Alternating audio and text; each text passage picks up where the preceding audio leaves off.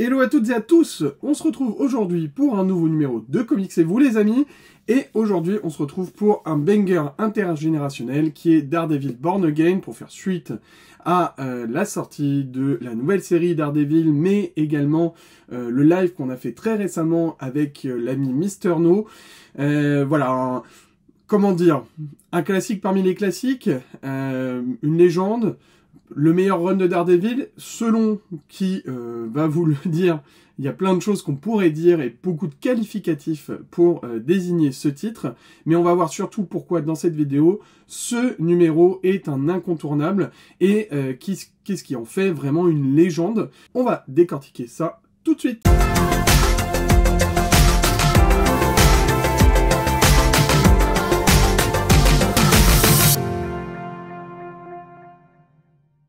Daredevil Born Again, dans ce format prestige, et je vous vois déjà venir, vous allez me dire « Ah, mais tu nous présentes encore le format prestige, etc. etc. » Oui, ce format-là, vous avez compris que je le kiffais bien, mais au-delà du format prestige, c'est pas forcément ça que je voulais mettre en avant aujourd'hui, c'est surtout l'histoire de Daredevil Born Again, qui était sorti, alors, en Icons, je crois que ça a été sorti sur plein de formats, en VF, en VO, en tout ce que vous voulez. C'est un récit qui est de multiples fois réédité. Là, c'est la dernière réédition donc de début mars en format donc prestige chez Marvel au prix de 28 €, qui comprend tous les épisodes de Born Again, écrits par Frank Miller, dessiné par David Mazzucchelli, mais aussi l'épisode 226, qui est un épisode en fait juste avant chronologiquement de cette série Born Again, et qui voit le retour de Frank Miller au récit, et qui est comme un numéro d'introduction. Alors, juste le petit point, c'est que c'est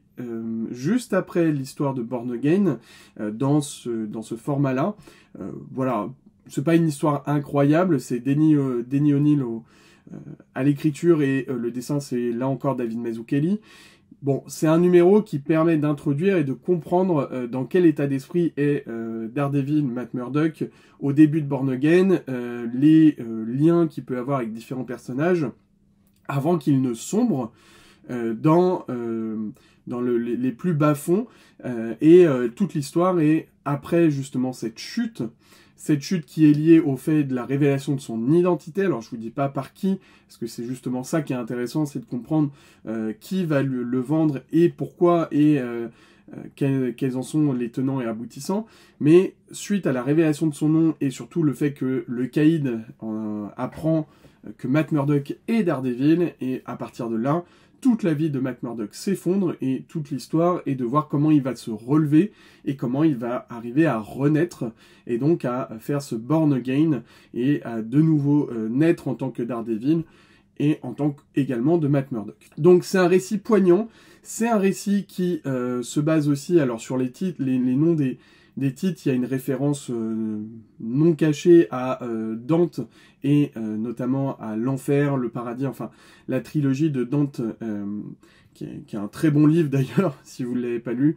Toute l'idée, c'est de comment Daredevil va se reconstruire, Matt Murdock va se reconstruire pour redevenir l'homme qu'il était, et surtout le super-héros qu'il est, et comment il va faire face à tout cela, et comprendre que, en fait, tout vient d'une machination du caïd, et de réussir à le contrer.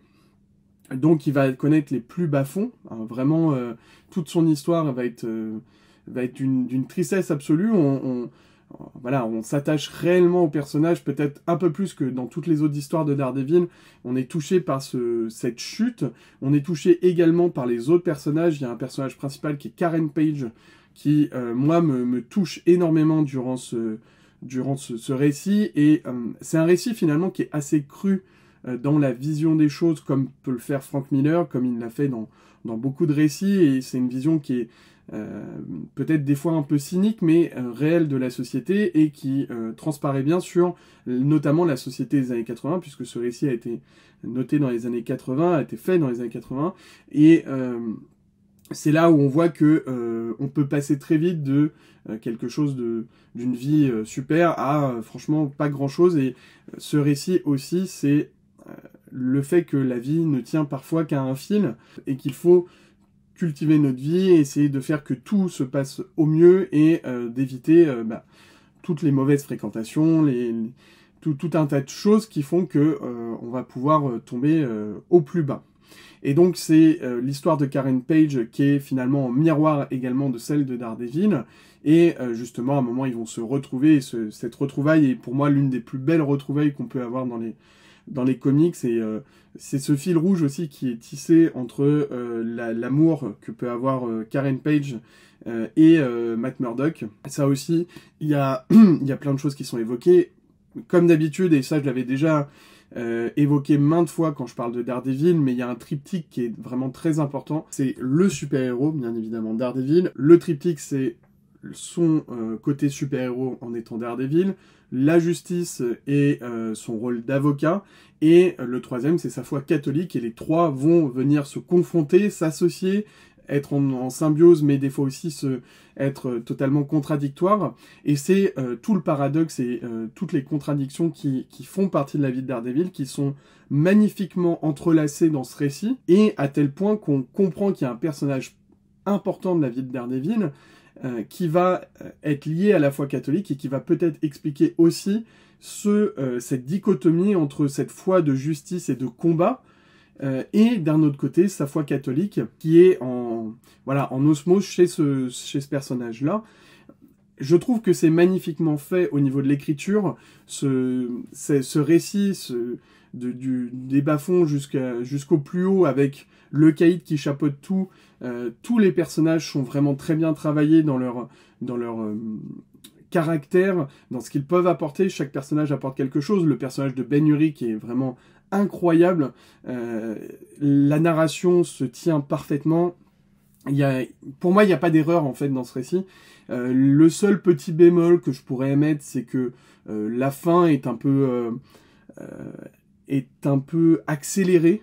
J'aurais peut-être voulu un autre numéro pour permettre de faire une fin peut-être un peu plus léchée, mais franchement, c'est un gros détail. Hein. Tout le reste est juste super en termes de narration. Et puis, il y a des personnages qui sont fous. Le personnage de Nuke, c'est le personnage qui parle même encore aujourd'hui, puisque c'est un personnage quand même qui aime sa patrie, mais à un point où on est au-delà d'aimer sa patrie, où ça devient un fou furieux, limite néo-nazi, et qui fait écho quand même à certaines choses qui peuvent se passer actuellement, notamment aux États-Unis, avec cette radicalisation et cette extrémisation du paysage politique aux États-Unis. Et bah, là, il y a déjà ce ressenti, et c'est quelque chose d'assez visionnaire, mine de rien, sur pas du tout le même contexte, parce que le personnage de Nuke, c'est un personnage qui a subi la guerre du Vietnam et qui, manifestement, n'en est pas sorti complètement sain d'esprit, et qui est manipulé, comme certaines personnes peuvent être manipulées, de là à avoir un parallèle entre le caïd et, par exemple, un personnage comme Donald Trump. Vous faites votre association si vous voulez, mais voilà, on peut y voir ces choses-là, et ça, c'est un lien aussi qui est tiré avec la série Daredevil Born Again, qui, je trouve, reprend certains codes, et ne vous faites pas avoir le récit. Si vous avez vu la série, que vous dites « Ah tiens, je vais aller voir le récit est pas du tout comme on peut le voir dans la série. Il y a beaucoup de codes qui sont empruntés dans la série, et je vous laisserai revoir le live qu'on a fait avec Mister No où on en parle, mais il y a beaucoup de codes qui sont tirés dans cette série-là, qui sont plutôt de l'ordre de runs récents, notamment de Charles Soule, de Shep Zdarsky, mais finalement très peu de codes qui sont de Born Again, si ce n'est ce parallèle entre le fait que le Kingpin, le caïd, est devenu totalement extrême et pourrait être associé à un mafieux politicien extrême, d'extrême droite, quoi. Le récit est juste superbe, et là je vois que ça fait déjà 10 minutes que je vous parle du récit sans vous avoir parlé du dessin, donc on va quand même aller parler du dessin, parce que le dessin de David Mazzucchelli, c'est aussi quelque chose, c'est une époque, c'est quelque chose qui transpire des années 80, qui est le meilleur des années 80, je trouve, dans les comics, qui s'allie parfaitement au récit, qui retranscrit une époque qui, pour moi, est juste superbe. Alors, j'essaye de faire comme ça, et puis bon, David Mazzucchelli, pour ceux qui ne le connaissent pas, c'est quand même le monsieur qui a fait Année 1, justement avec Frank Miller, qui est là aussi un banger interdimensionnel. Je crois j'ai pas les mots sur ce récit, tellement il est juste incroyable sur Batman. Et bah, je trouve que dans ce récit sur Daredevil, on retrouve beaucoup d'éléments au dessin, mais pas qu'au dessin, même à la narration, hein, c'est normal, on est sur la même équipe créative que Year One, mais dans le récit, dans ce que il est développé, et dans le dessin, ce qui est développé, il y a beaucoup de parallèles avec Year One, et si vous avez aimé Year One et vous êtes nombreux, vous allez aimer Born Again de Daredevil. Pourquoi c'est un banger, et encore plus pourquoi c'est un banger dans ce format-là? Voilà, ça y est, je reparle du Marvel Prestige, vous allez me taper dessus. Non, mais pourquoi c'est un banger dans ce format-là? Déjà parce que, vous voyez le format, par exemple, par rapport à un Icons, on est sur un plus grand format qui permet de mettre plus en lumière le dessin, avec un grammage un peu plus épais, notamment que sur les Icons, qui rend plus grâce au dessin de David Mazzucchelli. Mais au-delà de ça, pourquoi c'est aussi un banger comme ça? C'est que, bon, l'épisode 226 dont je vous parlais, pour moi, il n'y a pas... Ça replace un contexte, mais il n'y a pas un ajout fondamental à le mettre. C'est très bien, mais c'est pas non plus le truc le plus important. Ce qui est, je trouve, très important, et je vais vous le montrer, c'est que on a certains crayonnés de David Mazzucchelli à la fin qui nous permettent vraiment de comprendre le récit et de comprendre pourquoi le travail de Mazzucchelli et tout le storyboarding aussi qui est présent à la fin est très important pour apprécier le script et comment est monté un récit, et d'autant plus un récit qui a aussi bien marché. Je trouve que c'est très très pertinent de l'avoir mis. Voilà, ça c'est les scripts de Frank Miller qui sont présents à la fin, et c'est un ajout qui est très pertinent selon moi pour apprécier encore plus ce récit et faire que ce format-là se distingue des autres et permet d'être beaucoup plus pertinent peut-être encore que d'autres formats. Et d'ailleurs, ça me fait penser que le format, comment dire, justement en format artiste édition où on voit le détail des planches va être réédité dans pas longtemps, ou est peut-être réédité d'ailleurs sous format artiste édition. Donc c'est IDW qui fait ça en VO. Il y a l'Artisan Edition qui était sortie il n'y a pas si longtemps, et l'Artist Edition normalement doit sortir. Alors c'est un petit budget, c'est 150 € généralement, mais si vous êtes fan du travail de David Mazzucchelli, franchement ça vaut le coup de voir le détail du crayon, le détail de comment il fait ses pages, et ces Artist Edition pour certaines personnes, je trouve que c'est juste magnifique à avoir, donc je vous le conseille encore plus. Et pour revenir et pour conclure sur Daredevil Born Again, je vous invite bien évidemment à aller le lire. On pourrait y disserter pendant une demi-heure, une heure pour dire que c'est juste un banger, que c'est une masterclass, c'est peut-être l'un des meilleurs récits sur Daredevil.